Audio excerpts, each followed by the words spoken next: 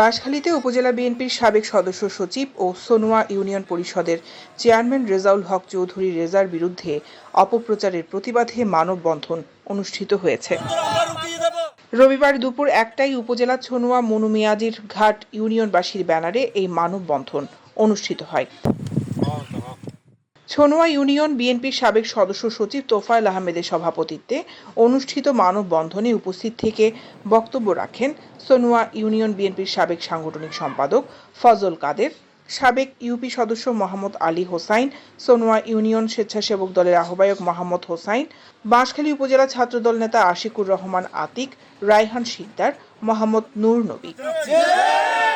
অনুষ্ঠিত মানববন্ধনে একাত্মতা প্রকাশ করে বক্তব্য রাখেন সোনুয়া ইউনিয়ন পরিষদের ভারপ্রাপ্ত চেয়ারম্যান নুরুল আমিন সনবী, ইউপি সদস্য কালু, আব্দুল হাকিম, হাফিজুল ইসলাম তারেক, বাহাদুর আলম।